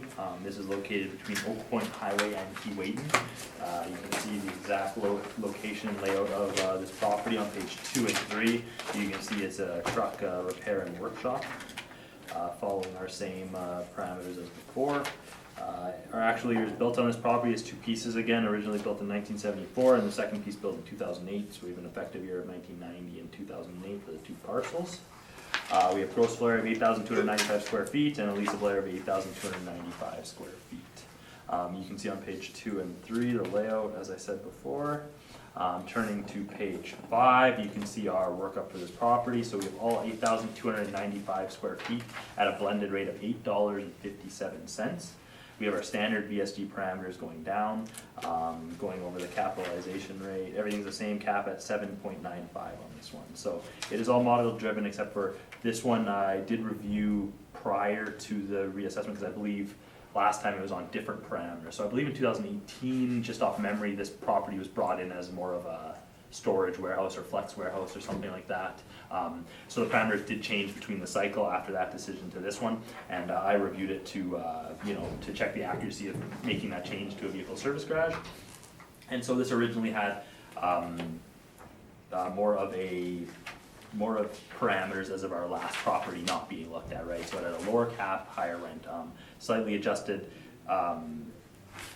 the capitalization rate to reflect the location and quality of this building to better represent it as a vehicle service garage where it is located. So you'll see this one, it was originally at 7.15% as a VSG for its location, and after a 0.7 modifier, it's so the only override on this one is the cap rate to 7.95, if that makes sense.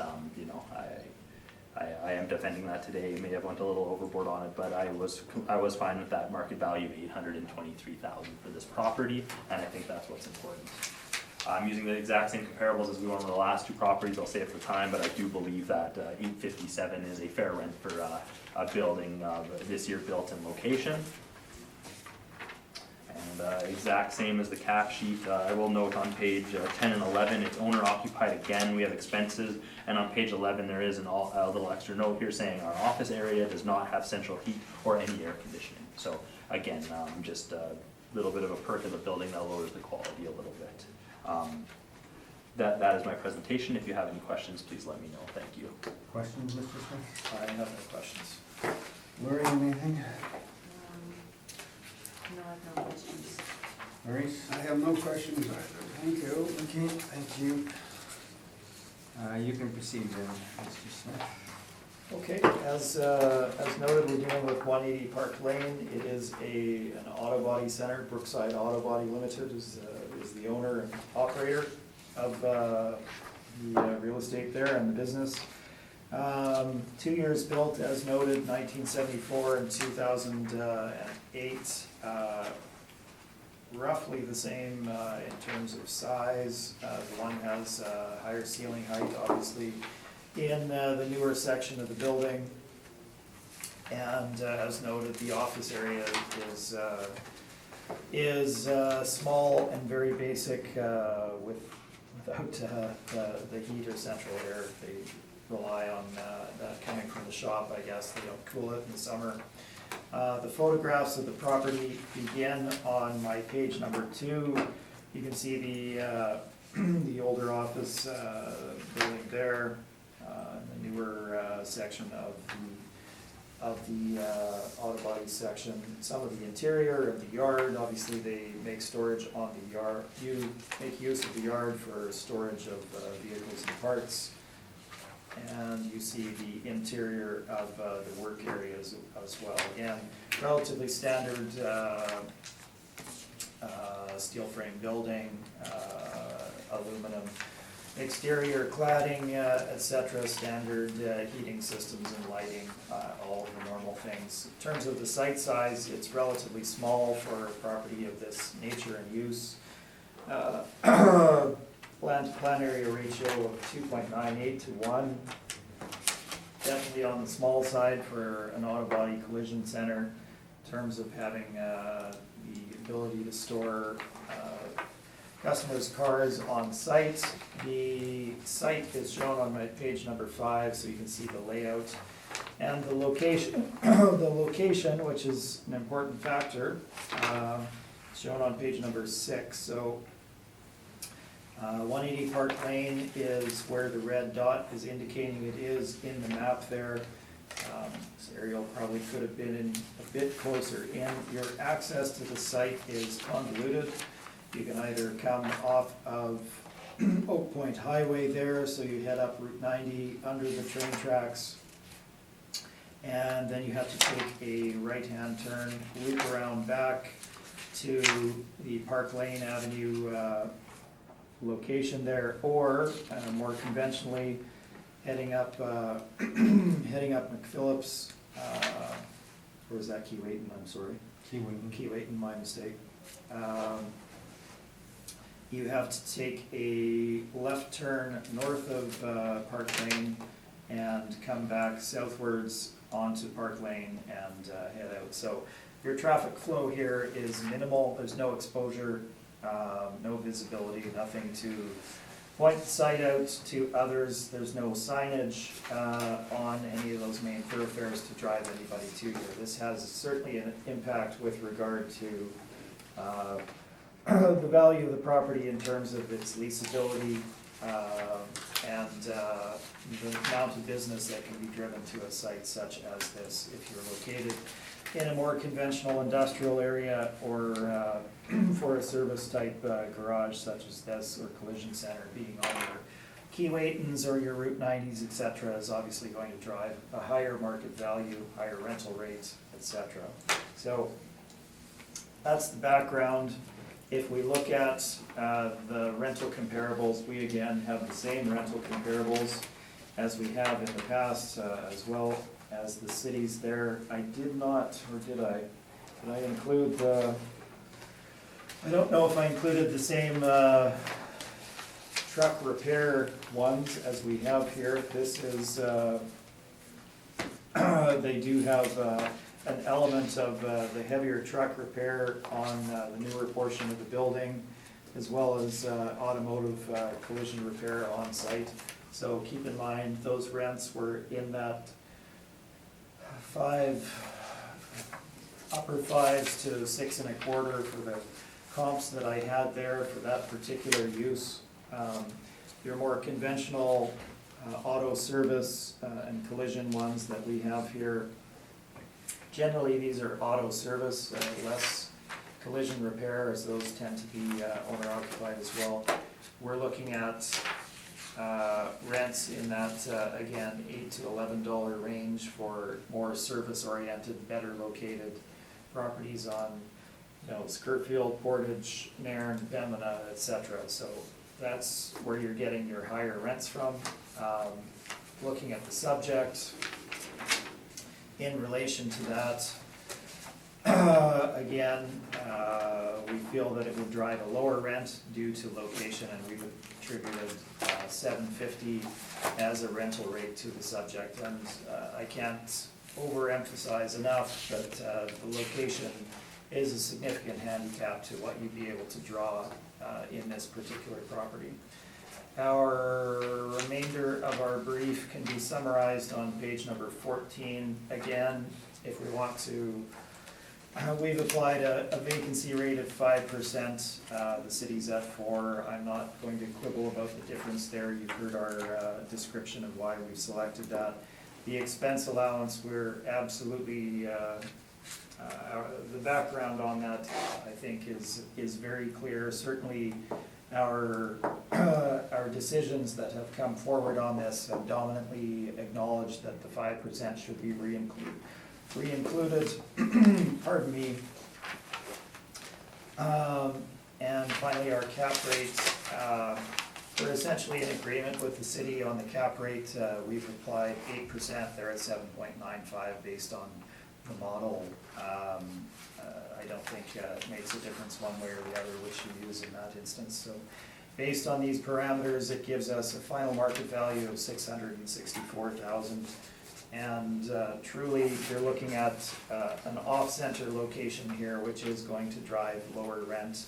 You've got a smaller site size, and half of the property being somewhat older. So I think the rent that we've applied is certainly fair. Thank you. Any questions? I have no questions, Mr. Chair. Lori, anything? Just to clarify, I think, did you say it was used for heavy truck, auto body work? Portion of it is, yes, not the entire thing, but Okay. you can see on my front page there the heavier trucks. So it's a combination of that and warehouse? It's a combination of that and more conventional collision center repair, so Like autos. Okay, thank you. Maurice? No questions, thank you. Okay, I have no questions, so thank you, Trevor. Thank you very much. We Appreciate still- your patience. We still have one property that we held up, which is 19 Phillips. I note that the appellant is not here.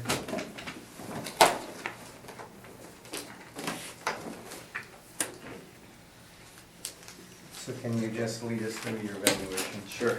We have rule number 14041554000, 918 Phillips. This is a land value property on Redwood and McPhillips. It was an old gas station.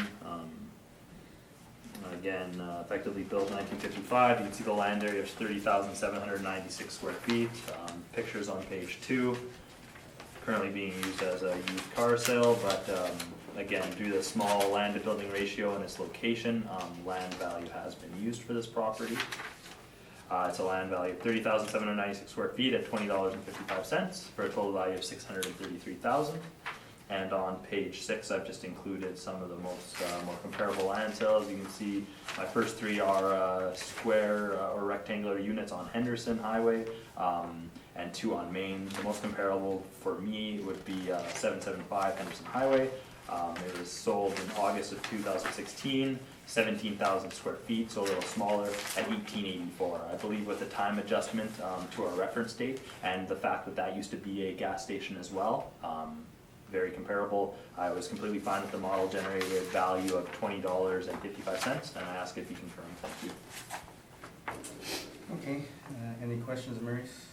Any communication with the owner? No, I haven't heard anything, and Okay. I did not receive any evidence to compare to.